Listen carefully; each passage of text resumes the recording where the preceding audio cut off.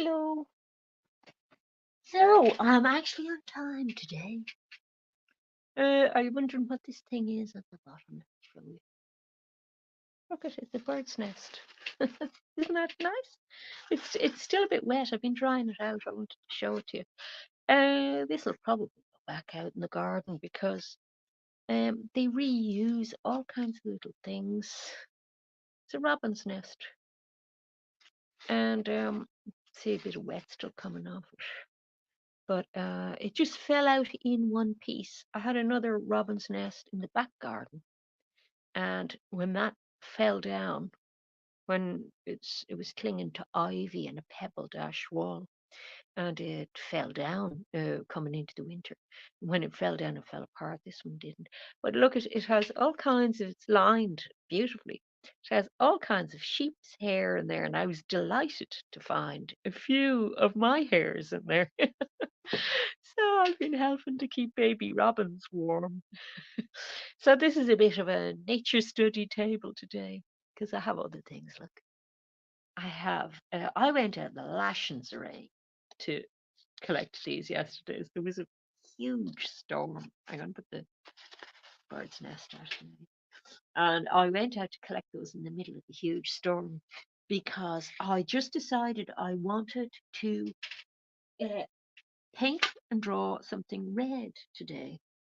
That the colors of autumn are reds and browns, but um, I've got some purpley. There's seeds and everything. Look, that is a seed of uh, this thing here, which I collected this morning. See, this is just kind of to show you there's still stuff around you can be drawing.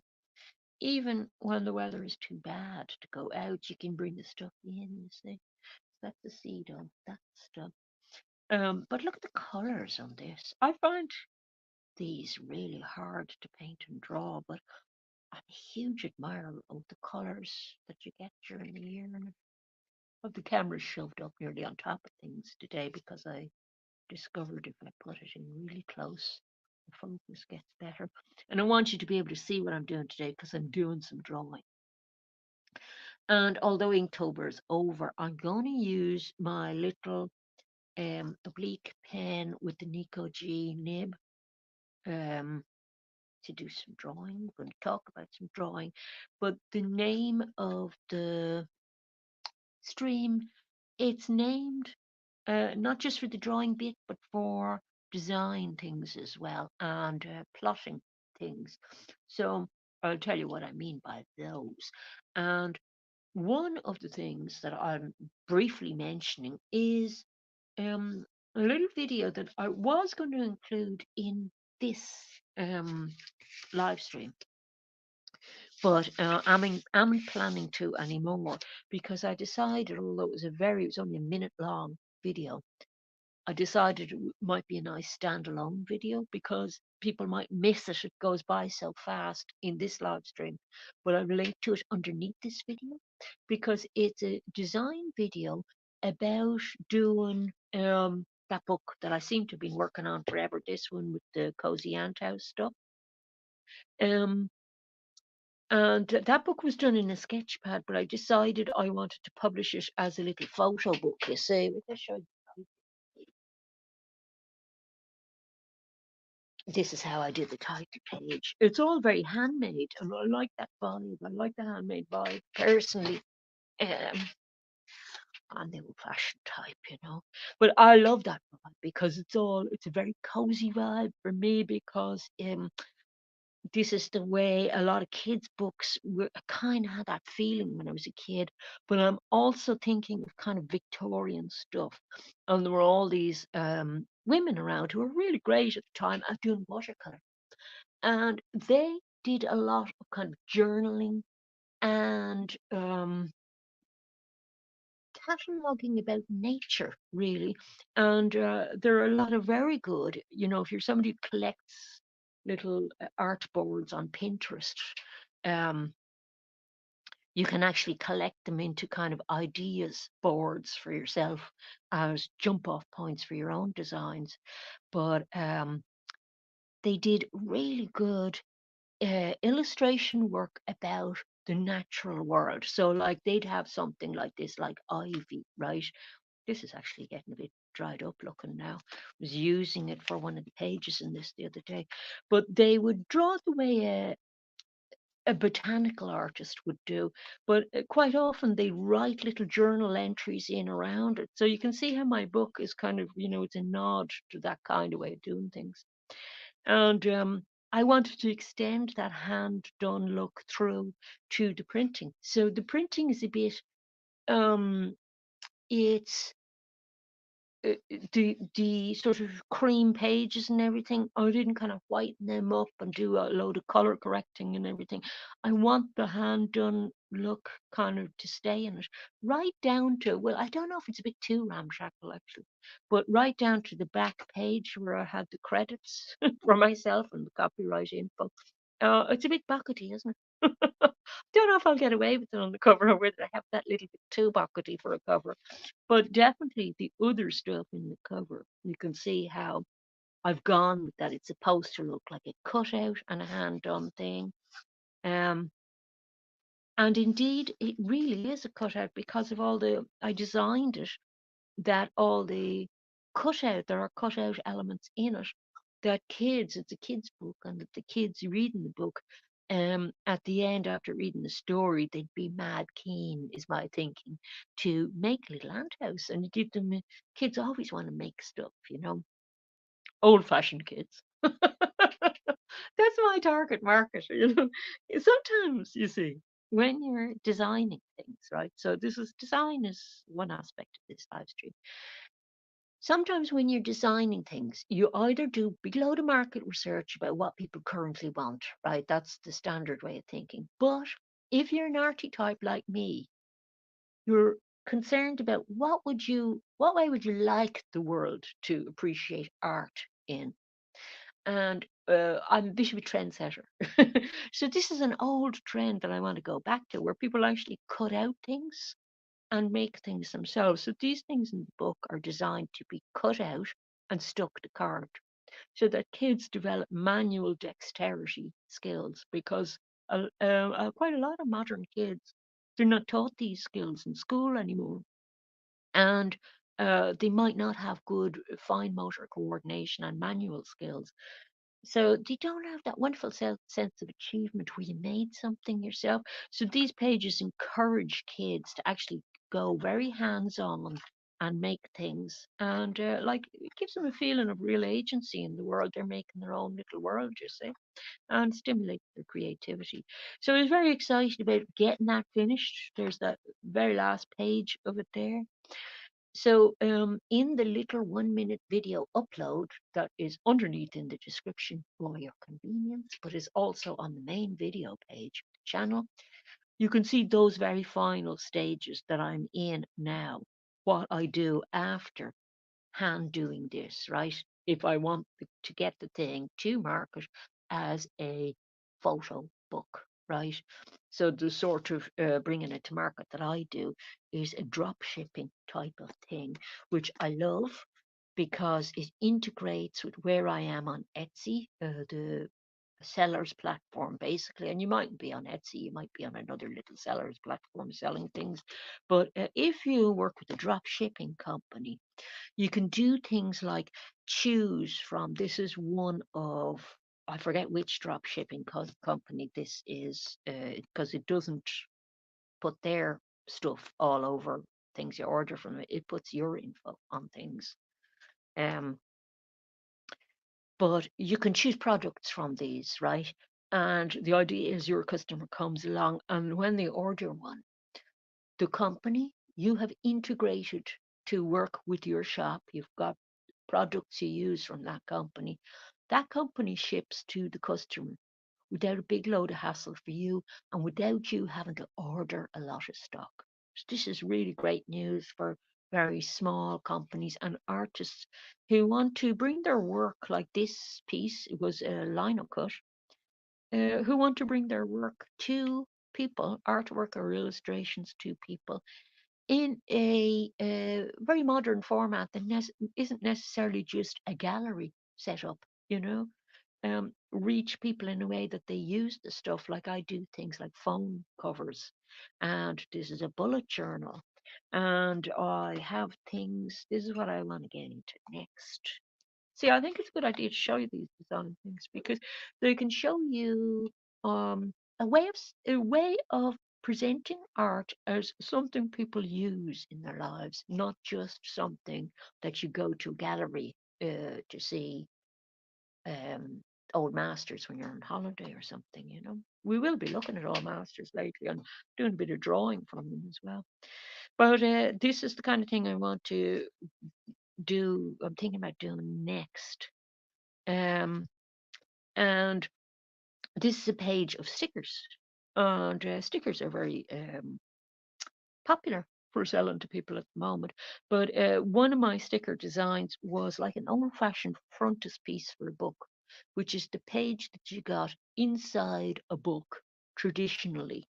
Not as common anymore, but there are many books still around that you can see this in, where there's a beautiful illustration and it might have a panel telling you the title of the book and the author, but it might have loads of illustrations around it. So this yoke functions as that. Um, it's, sticker sheets with fairy stickers and bullet points. They're actually for bullet journals, but those stickers could be used for books as well, you see. And I had great fun doing those. And I'm thinking now I'd really like to do some very old fashioned looking illustration work and sell pages of glue on sheets for frontispieces for books and design frontispieces because the stickers, they don't come in a totally matte thing from the company that I get them from. And I would like my stickers for the insides of books to be very matte. Um, so I'd like to do that just because I have the glue on me to do it. And it could be like, it could be because of Inktober, but you know me, I like drawing a lot anyway.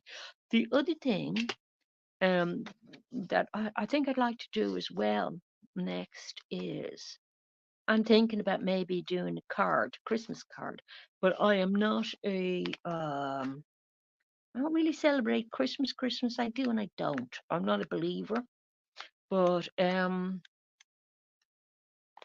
like something kind of a bit non-denominational. But what I'm thinking of doing, I'm in the wrong sketchbook. What I'm thinking of doing, I don't know if I'll get this done because I have a lot of other finishing off things to do before Christmas. But it's nice to still have loads of ideas going after just coming out of a period like Inktober that was very busy. So I'm thinking of doing an image like this because I did want to work up that image of two pigeons. Again, these are two pigeons that visit my garden quite regularly. I'm very happy that they do too. So there's some upcoming projects, but obviously the frontispiece kind of idea, it's going to have some writing on it. And you might have seen that I was getting into calligraphy and, practicing, not terribly good at it or anything. The book that I've just done, a lot of it was printed in capitals. There is some um, it's actually called engrosser script or roundhand, but some script in it, but only when I'm quoting somebody in the book. So most of it is for speed and convenience, written in capital letters. Still looks nice, I think, but I'm trying to get a little bit better at these kinds of things. But I thought I'd show you a little tool that I got because the video, the 1 minute video that I was talking about, it's in the description. That talks about design and layout. And this is kind of design and layout as well, because this is a skill I want to get better at, writing this kind of script for the kind of work that I'm thinking about doing illustration wise next. I will still be doing like paintings and things like that, but I decided I wanted to have a kind of an easy time from here to Christmas, and I have an awful lot of paintings that I have to finish off with doing little dips and dabs here and there and bits of glazing and things like that. So I don't know if I'm doing any more full paintings before the end of the year. Might do some paintings in Sketchpad. And it might even happen today. I don't know. There'll be drawing happening today in the sketchpad, though, from some of the many things I have on the table here. I always have it very busy. But so here's one of the new tools. And this kind of, sorry, this is a design layout tool, right? And this is for calligraphy skills, right? So the thing I'm trying to work on at the moment is Spencerian script. That's one of the scripts I want to learn. And I have a very interesting Spencerian penmanship book that I actually downloaded. I was going to put it in the thumbnail for this video and forgot completely. But a very interesting thing about that book, it was a 19th century book that would have been a school instruction sort of book. Um, in Europe, it would have been more. I think it would have been more nearer to engrosser script that people did actually, because it was kind of an English roundhand that people learned in school. It looks slightly different, I think. We don't really know enough about the difference between the two yet. But anyway, the book I got, it's a freebie online, but I decided to actually get it as well because there are workbooks with it that have all these grids laid out for you. It's very faint because it's in pencil, but they have those already laid out for you to develop a regular slant and size for your letters. But I bought a thing that allows you to also draw your own guidelines because you have to do pages and pages of these things to get any good at it. So some people would like uh, doing calligraphy for this reason, and some people would hate it for the same reason.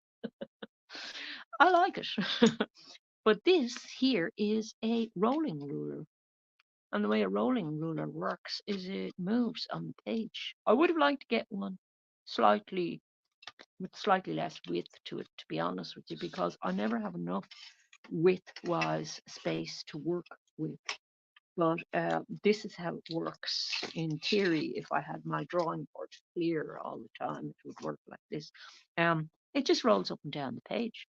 But you see, I have to, when I'm practicing that script, be able to mark my X height, which is the middle of your letters, 3 millimeters, and then twice that for the top part of the letters. You see the D and the B there go up much higher. They're the ascenders. They're twice the height of the middle bit, and then twice the height again for descenders, like for a G or something. So obviously that's, you have to have guides that way, but this allows you to go up and down that way. And it allows you to also do the angles because there are two angles you use for this Spencerian script. Part of it is at a 52-degree slant and the other is at a 30-degree slant. So if you find the um, the 30-degree mark, say for example, and put your angle along the line you've just drawn, the straight line you've just drawn, you find the slant there, you see, and then you just roll the ruler down the page and draw more. So it saves you time. Excuse me, I have a little cat sneeze. So that's enough about that. But that's layout and design matters out of the way. But I did want to speak to you about those because doing things by hand is not a dead art. And artists tend to think, artists like me tend to think, oh, it's a bit depressing. Everything's digital now. It doesn't have to be all digital, but there are digital tools there that help you to bring some of your artwork into a digital environment in order to get it to a potential customer or just get it in front of somebody to be seen. Even if you never sold any of it, they still might be able to see it.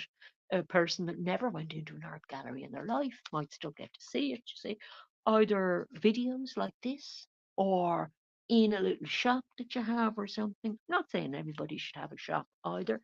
It's really what you want to do yourself. Well, don't feel that you're irrelevant to the modern world. I do things like work in my own stickers into sticker pages. I actually ordered them for my little bike, Ting Ting. I have my bike all liveried up, and everybody knows when I got my bike, everybody knows I'm Donna Emerald Art. And so they all know about my little art company, you see. So that's you know, some fun ways to advertise yourself and show your art to people in a way that really appeals to them. So, and it's fun trying to think of creative ways, to show people your art. Would you like it on a cushion cover? Would you like it on a bullet journal? I love my art on a year planner next. I'd absolutely love to do that.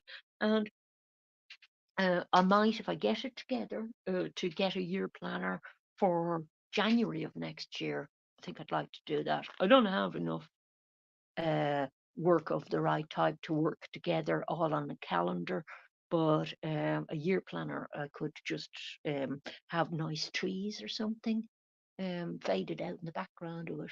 Because the thing is, a lot of these companies, they have templates for you, you see, that you don't have to do all the layout design. Um, and you don't have to know how to use intricate software. You just have to know how to use what you call a drag and drop interface, and some very simple things about what kind of file format they're looking for on their site from you. So that 1 minute video is kind of designed to answer some of those questions and take some fear out of it. For anybody who's not tried it, like a lot of you are, much more familiar with these things than I am, but not everybody has had a go at these things. So that's that bit out of the way. Things I want to leave out are my sketch pad. I want to do some sketching. And the kind of thing that I want to sketch today is um, these lovely berries, just because I want to do something involving a little bit of colour. And um, I also found inside the house, I was looking for seeds, right? Because I was collecting seeds in the garden. And I came across things like this that I want to draw this today, definitely. So I'm going to draw that. But I also came across these. And these have to be planted soon because they were in a little tin that was covered with tin foil because I lost the top off it. But I think they're, what do you call those nice, smelly spring things that you get in pinks and purples? Oh, geraniums. And so they have to be planted really soon to come out in the spring. And I would never miss out on planting something that's going to come out in the spring because it's absolutely wonderful when you see the first ones, the first crocus or snowdrops or um, geraniums coming up. And I usually keep one or two of these for the house. They actually give me headaches. They're so strong, the smell, but I love the smell. But I might, yeah, I might draw one of them as well. And then there are all kinds of other seedy things to draw. I showed you those already. That's off an arbrisha. And then this one is, I'd call this a tobacco plant, but I don't know what the name for this is. But look at that. That's a wonderful thing to draw. And it's perfect for what I want because I want to work with brown ink today, mainly. Isn't that beautiful? So these are nice little things to draw. And some of the inspiration for today is I was talking about, there's my frontispiece for a book design. That's it. That just photocopied. You see, that's the way I could do the frontispieces, design them, and then just scan them and photocopy.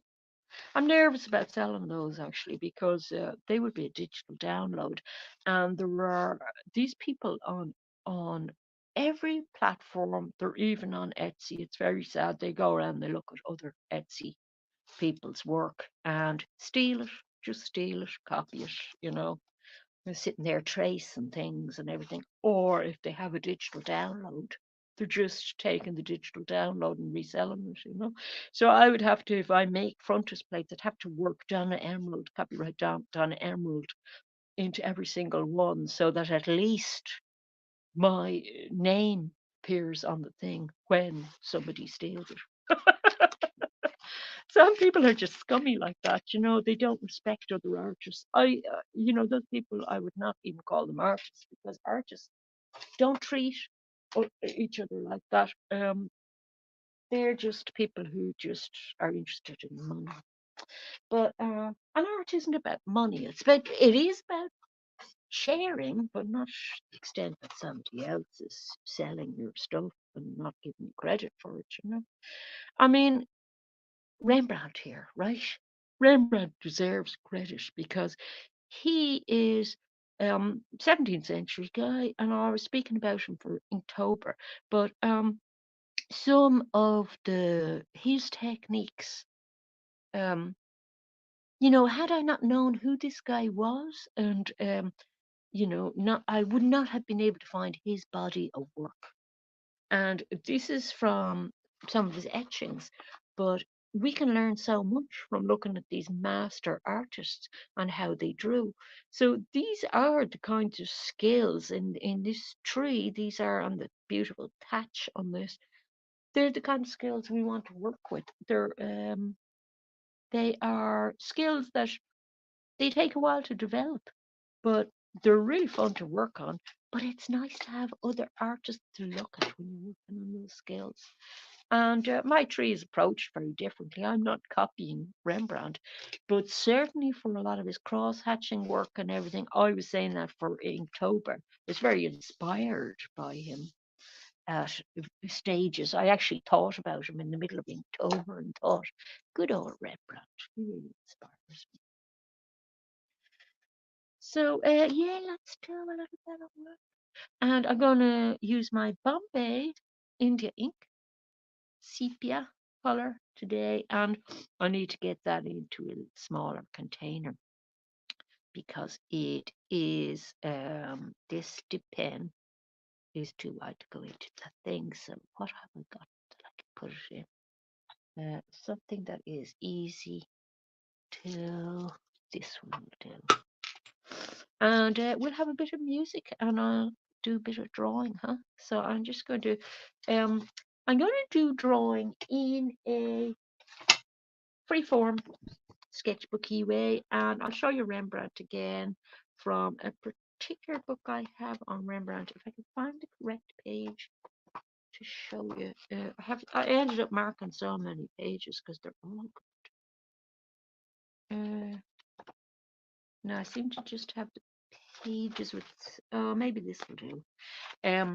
On this is from the Rembrandt House, the name of the book, and I want to show you how these are actually are etchings, but they function like a sketchbook page in that he's trying a few different things on the same etching plate. And this one here, there's a portrait of him sideways.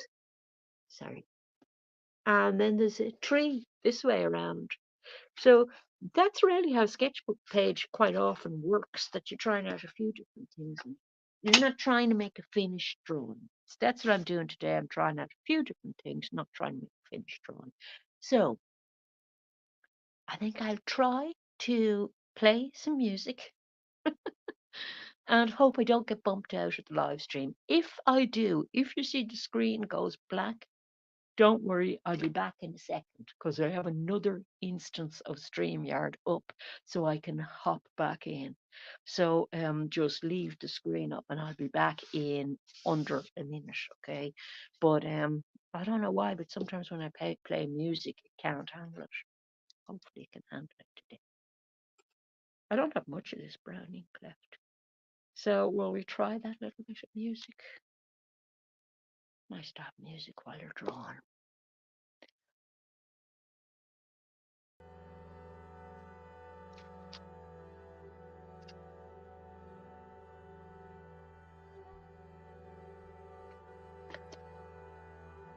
Start with this guy.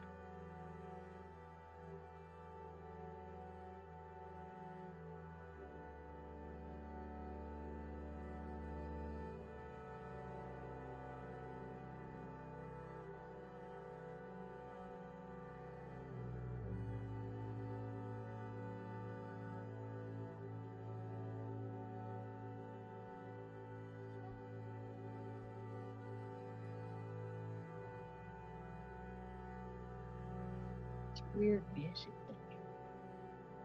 I don't know if that's the piece I wanted. We'll see where it goes.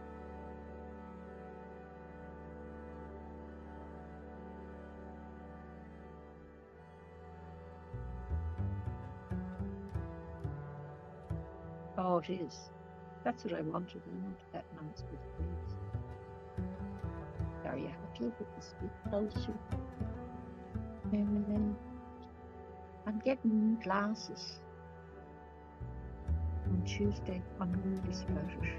We've got a new type of lens, an occupational lens, which they said might take some weeks to get used to.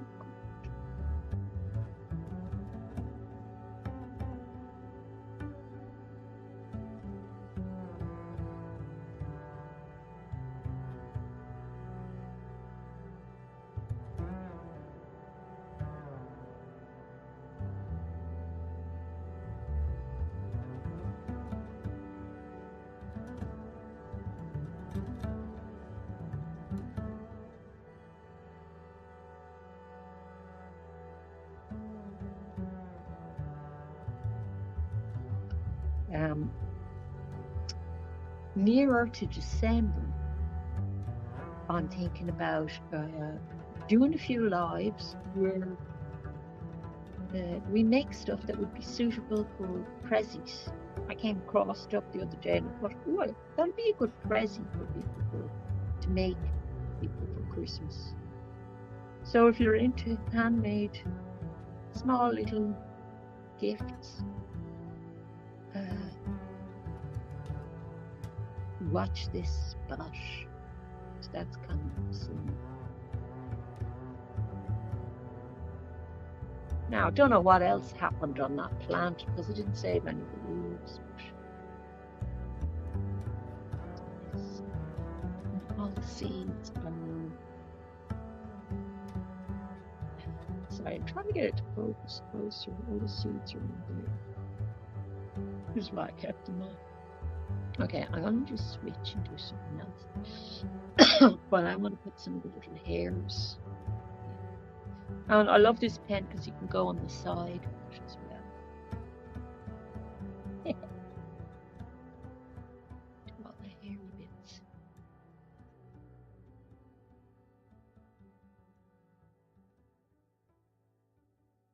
It's got delightful.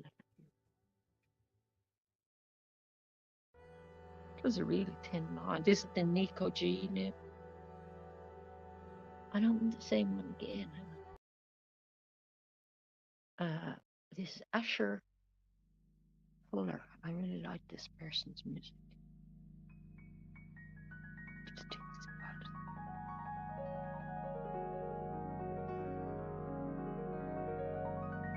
Yeah, big potential. Really to say. Okay. Now I'm going to stop.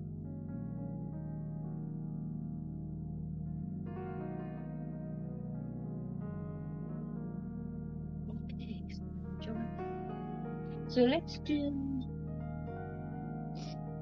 one of these.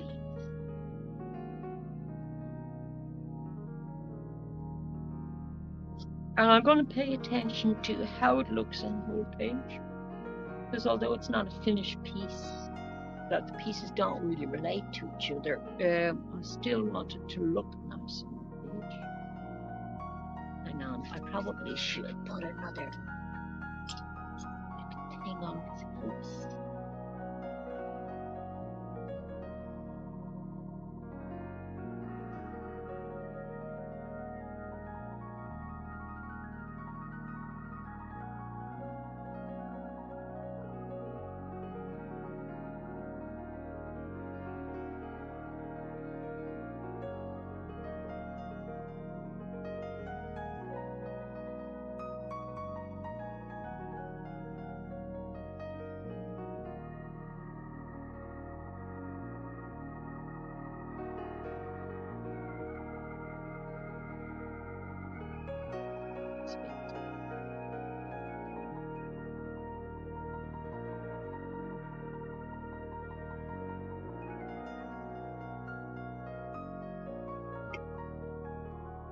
And then it's little groupings of the same. So I'm looking at the height of this one in relation to that one.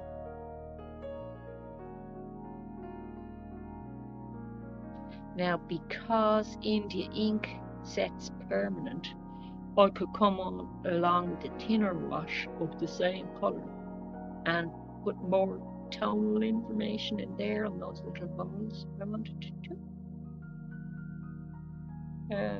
You know, it's still nice as a drawing without it. Add this lapse, and so you're still kind of developing your skills doing this because it's observational. You know, I'm getting like a little bit of foreshortening here the way this one is.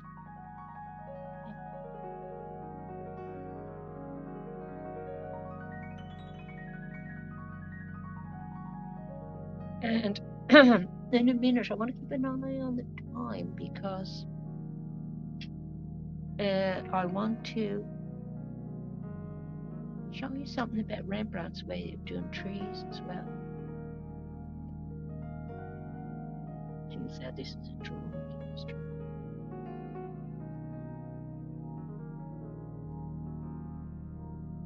I tend to try and do too much streams, to be honest with you.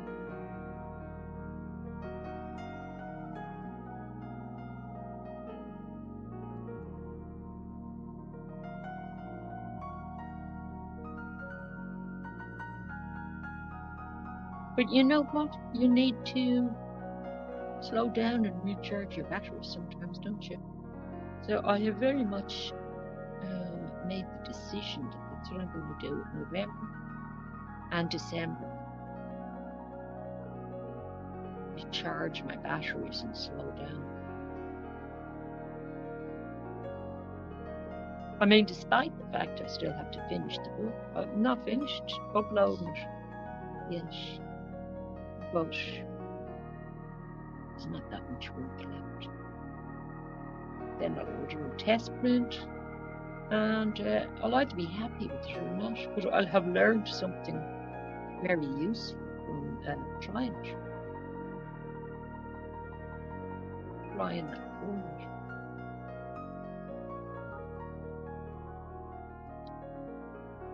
See how nicely this is growing for me now, because I'm just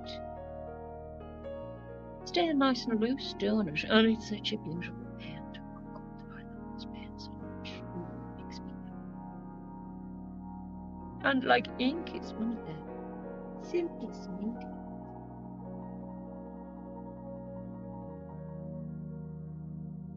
Sure, it's permanent. That can be nerve-wracking, but you're saying to yourself, well, it's a sketchbook page. I don't mind if it goes wrong. It's not the end. Who cares?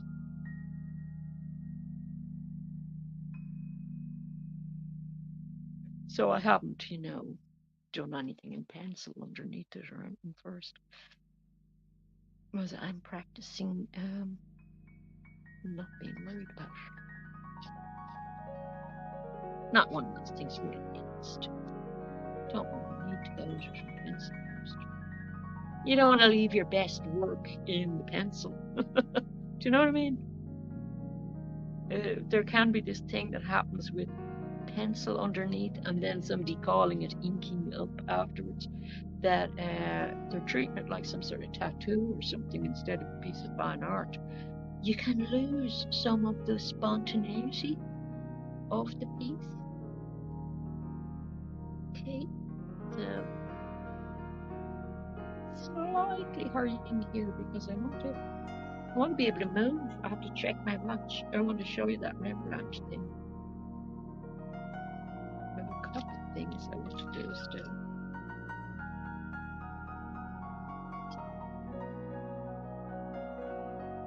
And my practice of handwriting might make me better at this sort of thing with the pen.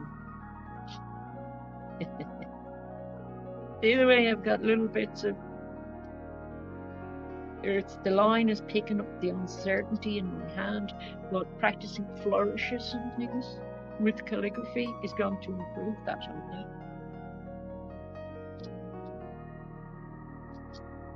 And see, look at how nice it is when you do something loosely.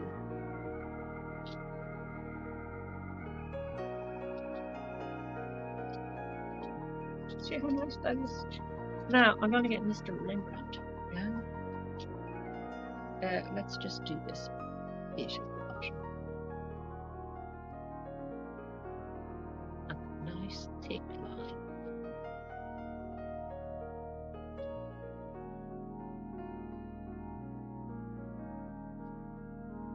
Now, you can learn a lot from Rembrandt.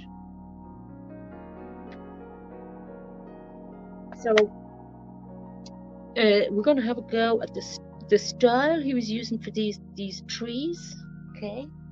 And he gives a good clue. So this helps improve your pen work, you see, looking at other people's stuff and saying, well, how did they approach it? Doesn't mean you're gonna just do it the way they did it all the time, but you can pick up tricks. So is that clear? Let's see. Can you see that clearly? I think you can. This is like the underdrawing for that tree. It's quite simple the way it's done. It's just a few little tricks. So if you want to look them up, DT Rembrandt.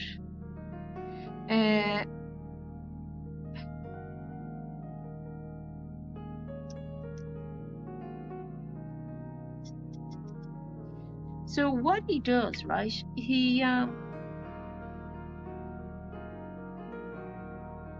There's a bough of a tree, right? To go across, this is something I use quite a lot. To go across the bough, I'm going to close that. To go across, because I find myself speaking too loud. To go across it, he often, not always, but he'll often use a curvy line. That can be, I wonder, can I come in closer? That can be quite effective, actually, that curvy line technique. Is that going to focus? I don't know. I might have been better off further back, but so that can work.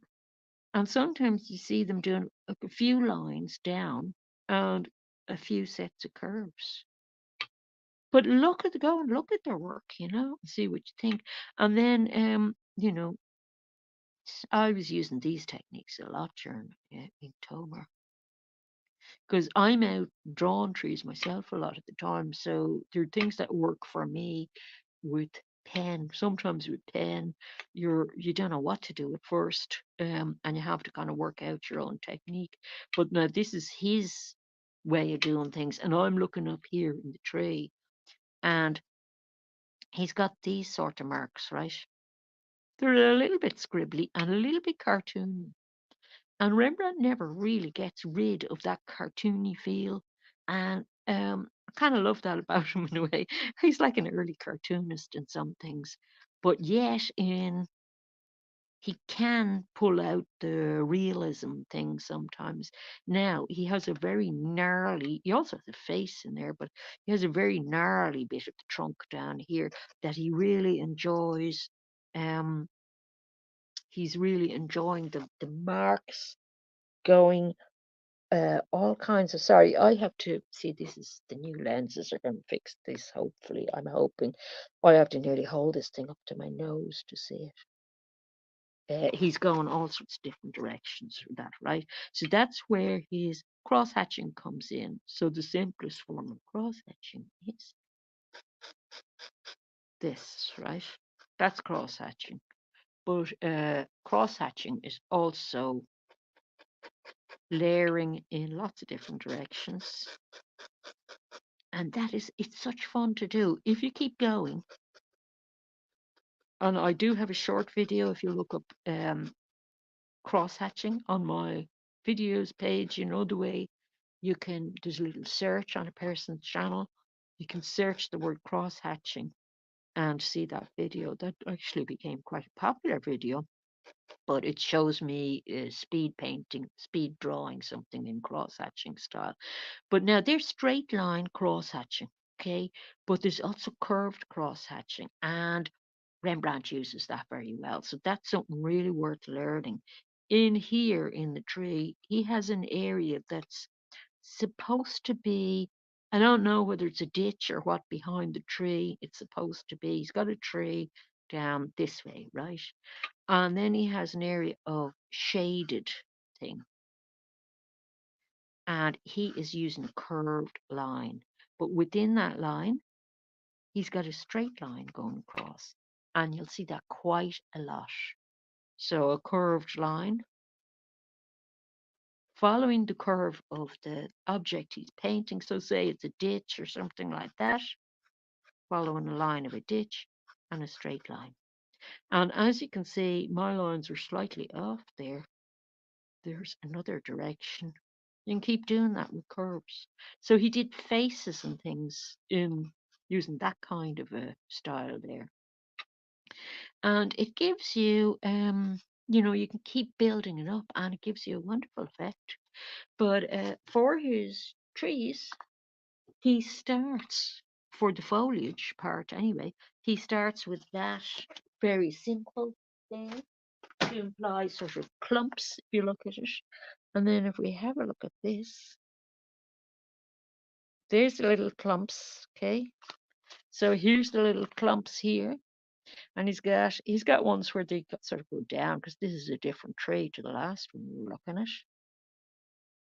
And some of them have like lines going down that way. So the outline of the tree is quite important to him.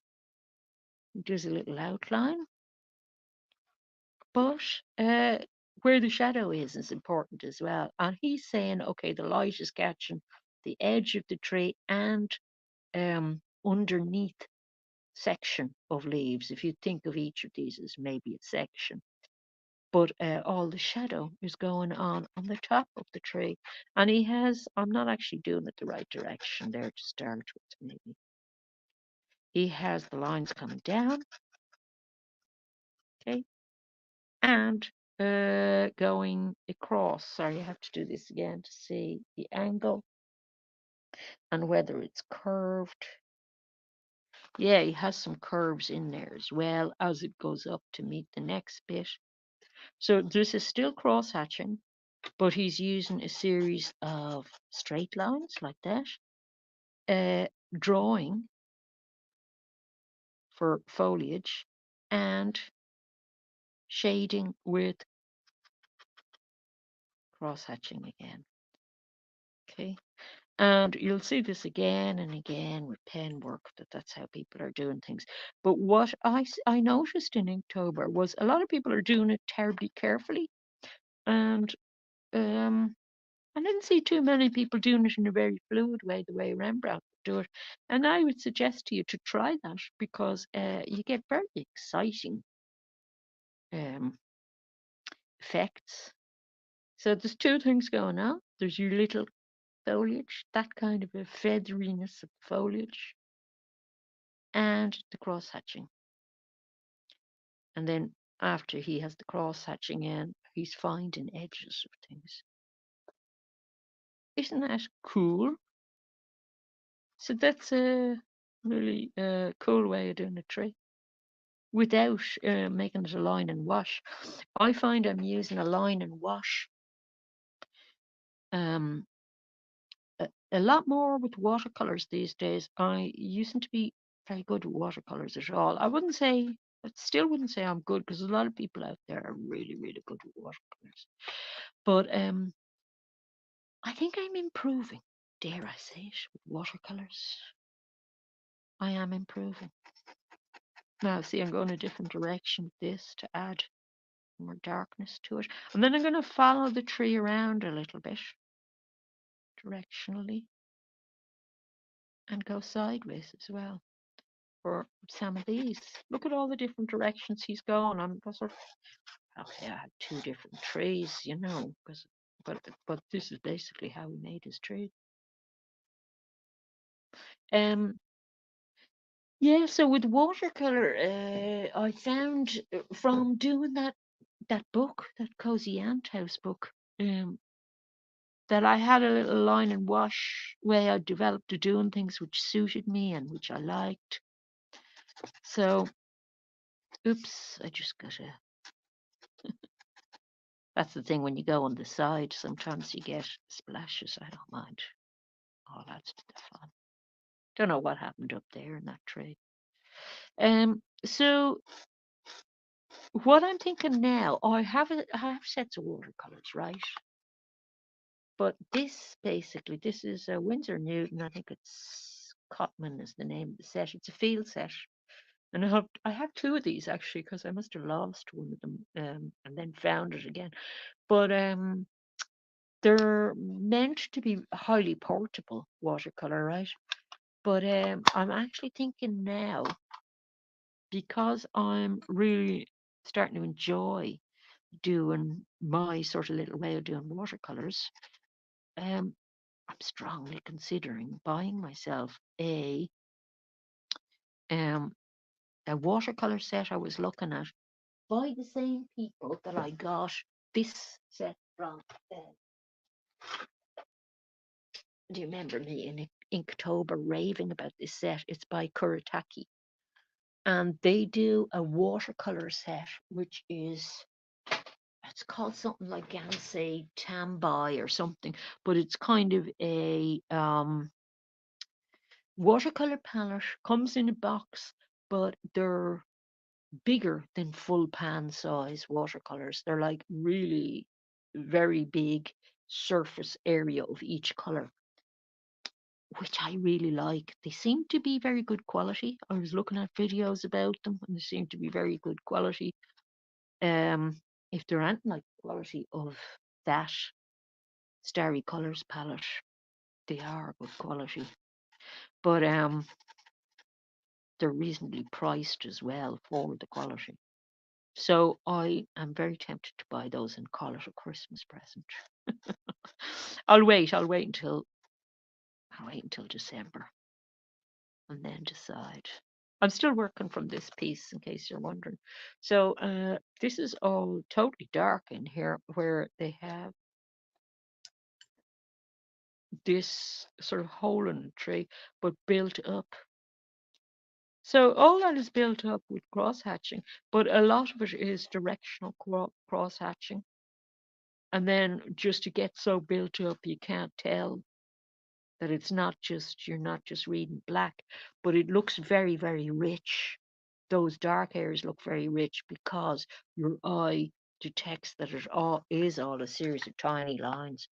Look at that for the side of the house, that cross hatching. It's so beautiful. And the way it just fades into the tree there, I find that so beautiful. I really hope you can see this well.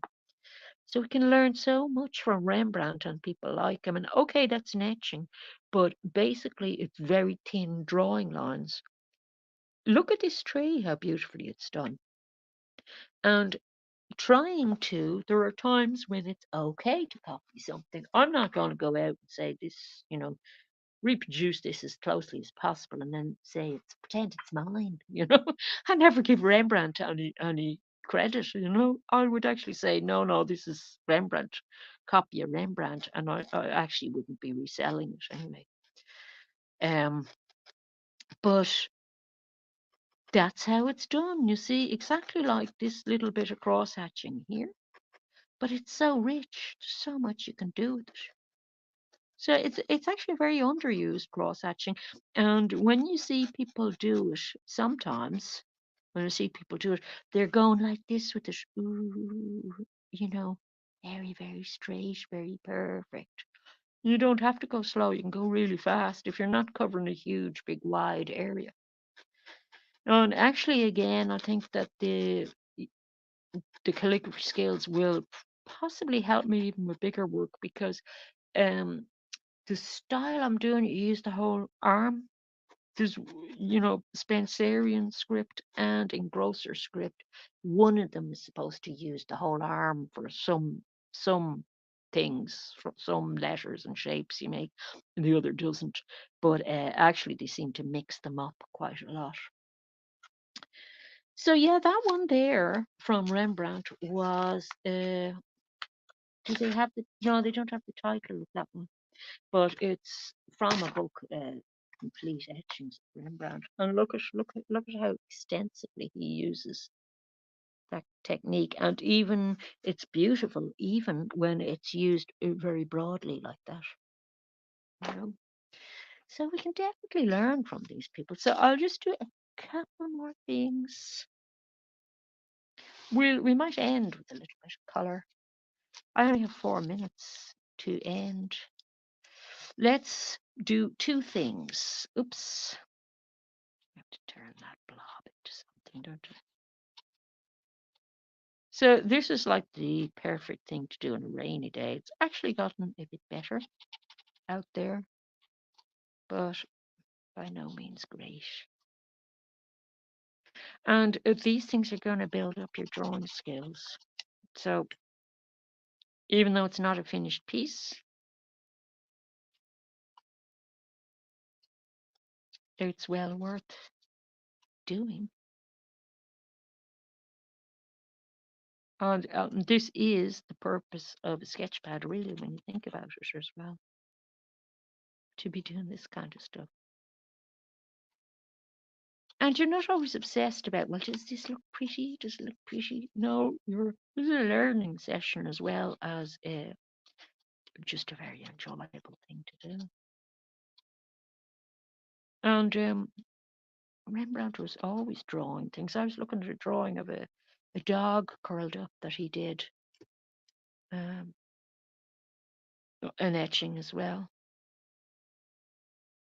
And I don't even like dogs particularly. Like I prefer cats really, just to look at. Dogs are stupid, kind of irritating. I mean, compared to cats, everybody's stupid compared to cats, I think. Um, but it was so well done. Wow, it was just fascinating when somebody's really interested in their subject and they can really draw. It just becomes so fascinating. Now, I could come along, do a bit of colouring with that, but I won't. I'll save my bit of colouring for this. So we'll end with a tiny bit of colour, okay? And this I'm talking about is this, because I went out in the pouring rain to get this, didn't I? So look at that beautiful colour. Oh my goodness. And this is where I think I'd enjoy having that new watercolour set. Now, for Inktober, I was working exclusively with inks with these. With watercolour, in theory, you would have slightly more control with the watercolor than in ink. But for something simple like this, it wouldn't really matter which you would use. And I might actually use my favorite red for this. I never got to try the Diamine Writer's Blood that I had ordered because it never arrived. But I do have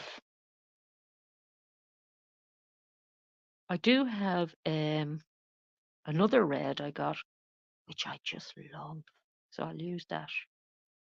I'll go back to inks for this. And now put this down on this so that I don't stain the tabletop. Hang on. I have a couple of chopstick holders here I use for this. Now, I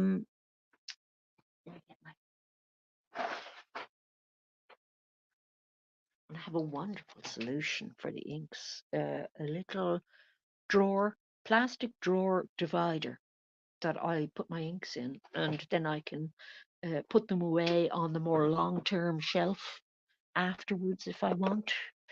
So I'm going to use that, and I'm going to use a little bit of the sepia ink mixed together, okay, for this bit of colouring. And we'll end on that note, and I need a little bit of water as well, just a tiny bit. and there's no law against using pretty things to do these things with. And I'm using a very small brush.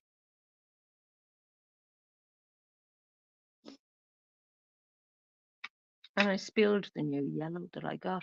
It's in a very small bottle like this, and they're a bit dangerous, those little small bottles, for spillages. Uh, so they're actually better if you put them in something else. And I have bought several egg cups for putting those bottles in when I'm using them so they don't fall over, which I thought was awfully clever of me. So let's try this and see, can we get that lovely old red? And look at that. Isn't it beautiful in the water? I love the way ink moves. Okay,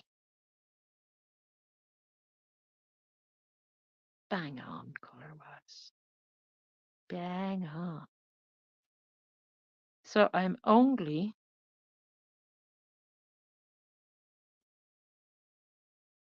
going around the outside with the color because I'm going to come along the inside. Just do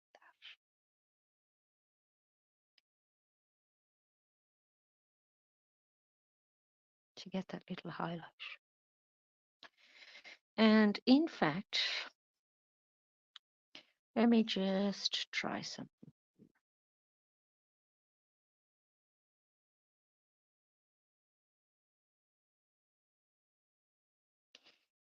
And one of the things that gifts that we could make for Christmas involves this skill.